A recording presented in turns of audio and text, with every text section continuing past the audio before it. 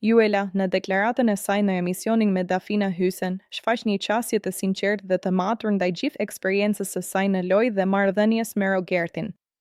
Ajo e nis duke sqaruar një nga çështjet më të diskutuara, idenë se mund të jetë përdorur. Me një ton të qartë dhe pa hezitim, ajo thekson se nuk beson që Rogerti e ka përdorur.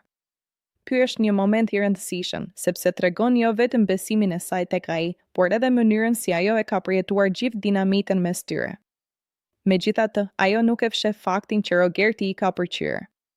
Ky pëlqim nuk ka qenë vetëm në nivel personal, por edhe në aspektin e lojës. Juela e vlerëson mënyrën si ai ka luajtur, mënyrën si është përballur me situatat dhe si ka reaguar në momente tensioni.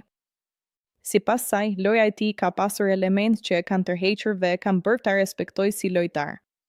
Një nga momentet që ajo përmend me theks është kur Rogerti përplasej me banorët e tjerë.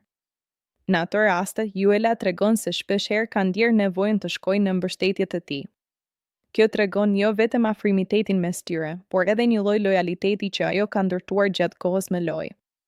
Ajo nuk ka qëndruar indiferente, por ka zgjedhur të pozicionohet, gjë që në një lojë të tillë kërkon guxim. Por marrëdhënia e tyre nuk ka qenë gjithmonë e qetë. Juela pranon se ka pasur edhe përplasje mes tyre. Këto momente tregojnë se dinamika nuk ka qenë e njëanshme apo perfekte. Ka pasur tension, keqkuptime dhe diskutime, si në çdo marrëdhënie që zhvillohet në një ambient të izoluar dhe konkurrues. Megjithatë, pikërisht këto përplasje duket se kanë ndihmuar në ndërtimin e një komunikimi më të thellë mes tyre. Një detaj interesant që ajo ndan është ajo që Rogerti i thoshte gjatë këtyre momenteve, po të sulmova është që ti të lartësohesh.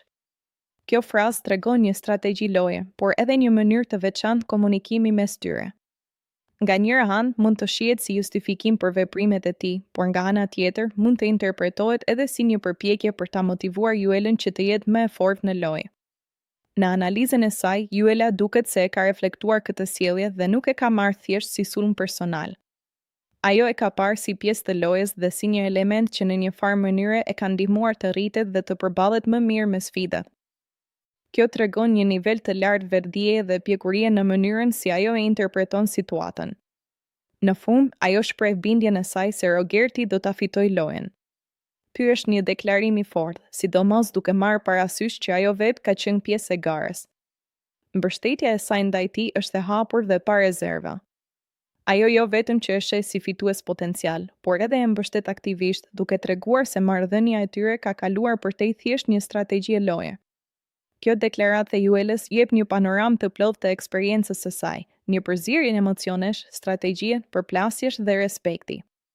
Ajo arrin të balancojë ndjenjat personale me analizën e lojës, duke ofruar një këndvështrim të sinqertë dhe të në tërësi, fjala e saj nuk është thjesht një koment për një person, por një reflektim mbi gjithë rrugëtimin e saj me lojë.